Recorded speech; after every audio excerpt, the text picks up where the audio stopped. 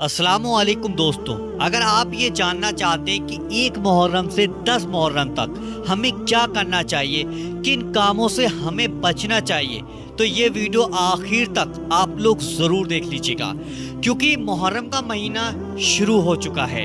لیکن افسوس کی بات یہ ہے کہ بہت سے لوگ اس مہینے کے بارے میں ایسی باتیں مان لیتے ہیں جن کا نہ قرآن اور نہ حدیث میں کوئی ثبوت ملتا ہے ہمیں۔ کچھ لوگ کہتے ہیں کہ محرم میں شادی نہیں کرنا چاہیے، کچھ کہتے ہیں کہ محرم کا جب مہینہ شروع ہوتا ہے تو مچھلی، انڈا، گوشت، بکرا یہ کھانا چھوڑ دینا چاہیے، اور کچھ لوگ ہر کام کو اشبھ سمجھنے لگتے ہیں۔ تو آخر میں سچ کیا ہے؟ کیا 1 محرم سے 10 محرم تک کوئی خاص کام کرنا چاہیے؟ کن باتوں سے ہمیں بچنا چاہیے؟ اور یوم عاشورہ یعنی 10 محرم کی اصلی حقیقت کیا ہے؟ آئیے جانتے ہیں قرآن اور حدیث کی روشنی میں ایک ایک بات آپ کو سمجھائی جائے گی۔ دھیان سے اس ویڈیو کو سن لیجئے گا۔ سب سے پہلے محرم کی اہمیت کو ہم لوگ سمجھ لیتے ہیں۔ اللہ تعالیٰ فرماتا ہے، بے شک اللہ کے یہاں مہینوں کی گنتی برابر ہے، ان میں سے 4 مہینے حرمت والے ہیں، اور ان 4 مہینوں میں سے ایک مہینہ محرم کا بھی ہے۔ رسول اللہ صلی اللہ علیہ وسلم نے فرمایا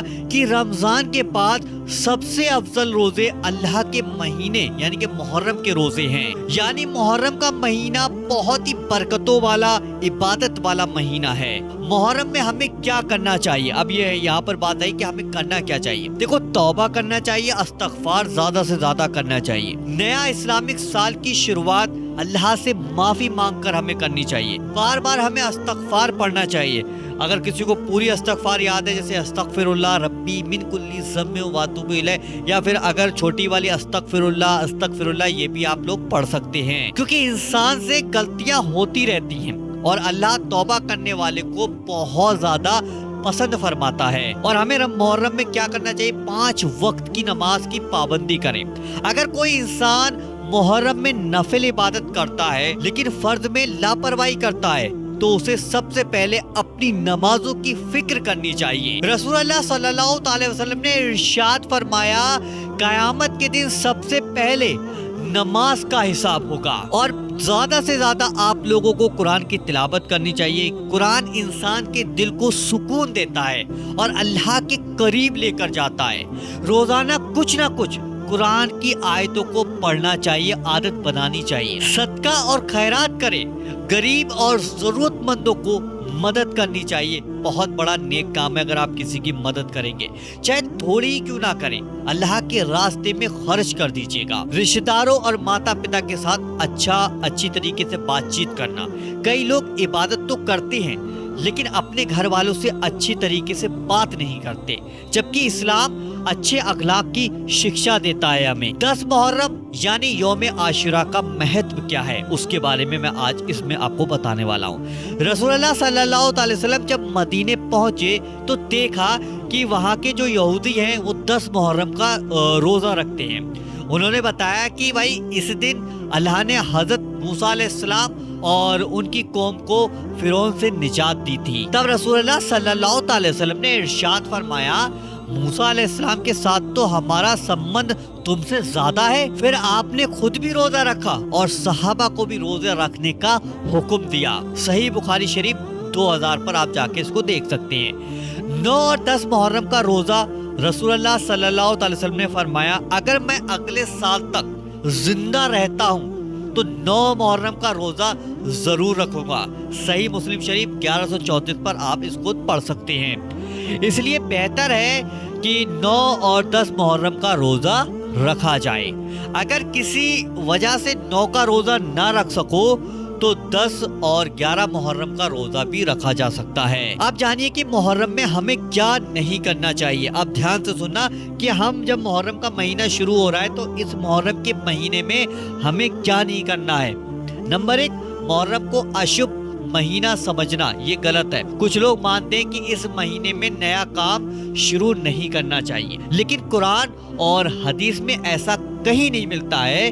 اس لیے محرم کو نہ منحوس سمجھنا چاہیے نہ ہی اشبھ سمجھنا چاہیے، یہ ایک غلط ہے۔ دوسرا یہ کام چلتا ہے کہ شادی یا نکاح کو منع سمجھا جاتا ہے، کہتے ہیں کہ محرم کا مہینہ چلا، بھائی محرم کے مہینے میں شادی نہیں کریں گے، محرم کے مہینے میں ہم لوگ نکاح نہیں کریں گے۔ بہت سے لوگ یہ باتیں کہنا شروع کر دیتے ہیں، لیکن اس بات کا کوئی بھی ثبوت نہ تو قرآن کے اندر موجود ہے اور نہ ہی اس کی کوئی صحیح حدیث ہے۔ اس لیے اگر کوئی شخص محرم میں نکاح کرنا چاہتا ہے تو اس میں کوئی بھی برائی نہیں ہے۔ اب ایک سوال بہت زیادہ چلتا ہے کہ 1 محرم سے 10 محرم کے بیچ میں نہ انڈا کھائیں گے، نہ مچھلی کھائیں گے، نہ گوشت کھائیں گے، نہ بکرے کا گوشت، نہ مرغا، یہ ان چیزوں کو چھوڑ دینا چاہیے، ایسا لوگ کہتے، بہت زیادہ سوال آتے ہیں۔ لیکن اسلام میں ایسی کوئی بھی پابندی نہیں ہے۔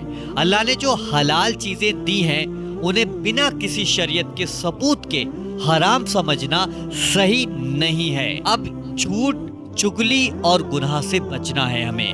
رسول اللہ صلی اللہ علیہ وسلم نے ارشاد فرمایا کہ مسلمان وہ ہے جس کی زبان اور ہاتھ سے دوسرے مسلمان سرکشت رہیں۔ صحیح بخاری شریف 10 پر آپ اس کو پڑھ سکتے ہیں۔ اس لیے محرم میں ہی نہیں، ہر سمے جھوٹ، گالی، چگلی اور دوسروں کو تکلیف دینے سے بچنا چاہیے۔ بہت سے لوگ جو ہے نا فضول خرچ کرتے ہیں اور دکھاوا کرتے ہیں۔ عبادت کا مقصد اللہ کی رضا ہے، لوگوں کو دکھانا نہیں ہے۔ جو کام صرف دکھاوے کے لیے کیا جائے اس کا ثواب کم ہو جاتا ہے۔ حضرت حسین رضی اللہ تعالیٰ عنہ کی شہادت ہمیں کیا سبق سکھاتی ہے، اس سے ہمیں کیا سیکھ لینی چاہیے۔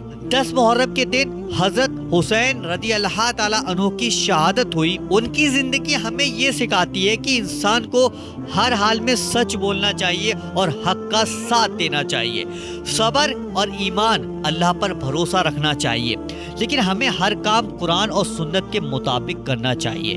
ایسی رسموں سے بچنا چاہیے جن کا اسلام میں کوئی بھی ثبوت نہیں ہے۔ آخر میں پوری بات کا نچوڑ یہ نکلتا ہے، محرم ایک برکت والا مہینہ ہے۔ 5 وقت کی نماز کو آپ پابندی کے ساتھ پڑھیے گا، توبہ اور استغفار کیجیے گا، قرآن کی آپ تلاوت کریں، صدقہ کریں، 9 اور 10 محرم کا روزہ رکھنے کی کوشش کریں۔